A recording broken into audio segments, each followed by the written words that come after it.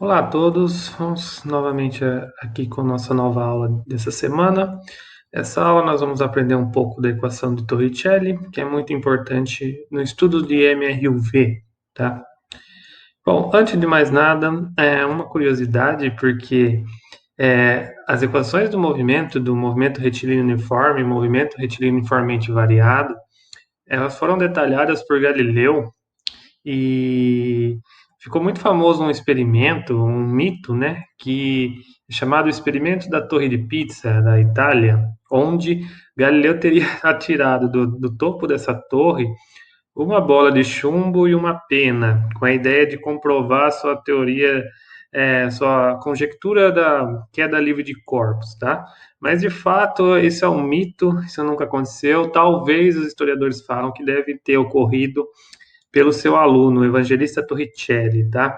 Mas de onde que a gente, qual a relação dele com a aula de hoje? É que ele vai levar o nome da nossa equação, que ele fez uma contribuição para o movimento do MRUV, tá? Bom, continuando, o que nós vimos até aqui? Do movimento retilíneo uniformemente variado, o MRUV, tá? Nós analisamos as equações do movimento. Então, primeiro, na aula anterior, nós analisamos a função da velocidade em função do tempo, que é uma função do primeiro grau, tá? Então, a velocidade, ela vai evoluir com o tempo, vai ser dependente de uma constante, que é a velocidade inicial, mais a aceleração da partícula vezes o tempo, tá? Isso aqui é uma função do primeiro grau. Aí depois nós analisamos como que o deslocamento evolui com o tempo. E aí nós temos a famosa equação do sorvetão, tá? Então nós temos o espaço do objeto, ele vai depender do espaço inicial, de uma constante, mais um termo linear aqui, que é a velocidade inicial, uma constante, vezes o tempo, e o termo quadrático, que é meio da aceleração, vezes o t ao quadrado, tá? Aí a grande questão é: existem situações onde o tempo não é importante, ou seja, nós não temos informações do tempo. Nós vamos ter informações das posições da partícula e das velocidades. Então, a equação de Torricelli é importante porque ela mostra para nós como que a partícula evolui no espaço. Então, vamos ter uma função da velocidade da partícula em termos do espaço, tá? E como nós chegamos nessa equação? Para chegar na equação, então o que nós vamos fazer? Vamos pegar a equação da velocidade, a função horária da velocidade, vamos isolar o t. Então o que eu fiz aqui? Eu joguei tudo para um lado e deixei apenas o termo do tempo para o outro. Então vai ficar tempo é igual a diferença das velocidades finais menos inicial dividido pela aceleração. E aí eu vou substituir então essa expressão do tempo na equação do sorvetão. Então, eu vou ter, se antes eu tinha S é igual a SO mais VOT mais meio de AT ao quadrado, então o que eu vou fazer? Eu vou passar o SO, a posição inicial, para o lado esquerdo da equação, porque isso daqui eu vou chamar de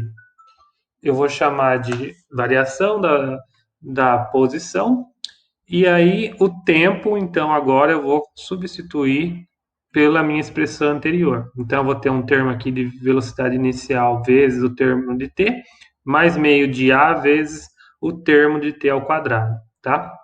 Vou desenvolver mais um pouquinho. Então eu vou ter, agora eu vou chamar isso aqui de ΔS, faço a distributiva dos termos, tá? E aí eu vou ter uma expressão igual a essa daqui.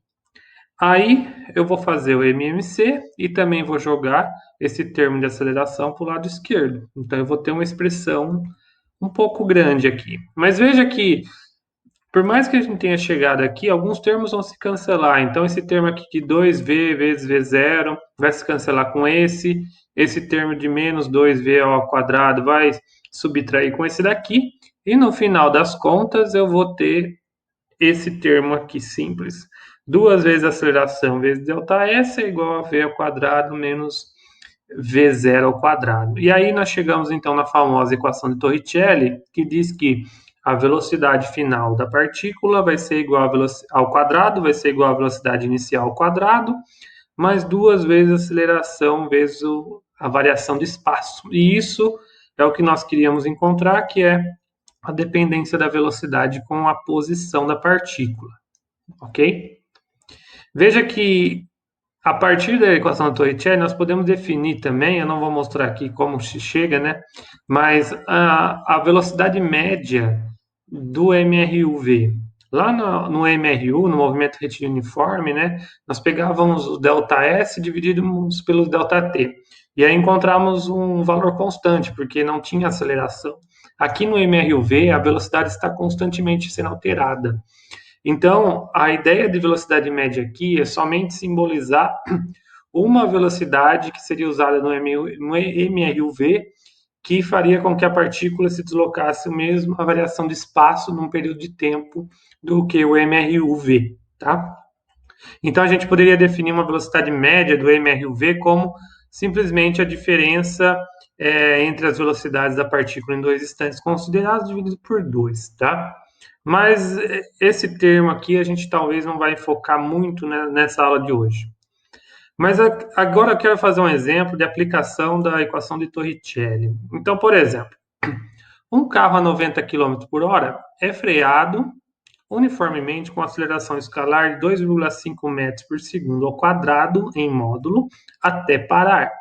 Determine a variação do espaço do móvel desde o início da frenagem até ele parar. Então, nós tínhamos um carro a 90 km por hora, ele começa a ser freado com essa aceleração e ele para. Veja que aqui ele não dá nenhuma informação do tempo, tá? É importante vocês prestarem atenção, porque em situações onde você não tem o tempo, veja, sempre quando não aparecer nenhuma informação do tempo, vocês saibam que no MRUV vocês vão ter que usar Torricelli, tá?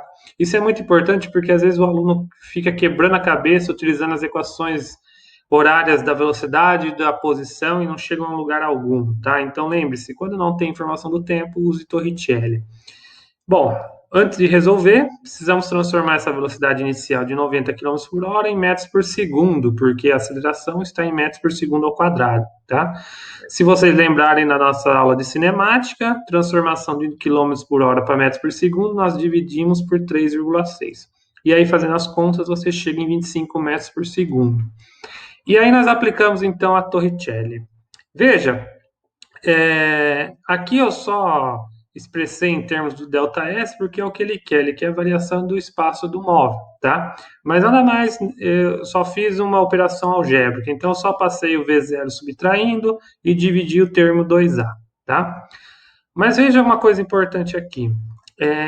A velocidade inicial, então, do móvel vai ser o 25 metros por segundo. A velocidade final, ele dá uma informação importante aqui, que ele é até parar. Então, a velocidade final vai ser nula. E outra coisa importante aqui é que o objeto está sendo freado. Se ele está sendo freado, essa aceleração aqui é negativa, tá? Isso são coisas importantes para prestar atenção, porque o exercício às vezes deixa subtendido.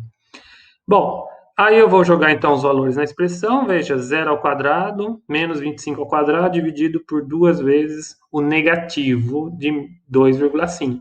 Fazendo as contas, você chega então a 125 metros. Metros porque eu só estou utilizando a velocidade em metros por segundo e a aceleração em metros por segundo ao quadrado, ok?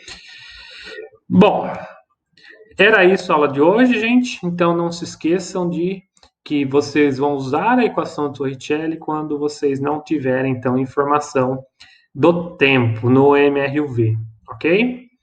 Bons estudos, obrigado, até a próxima aula.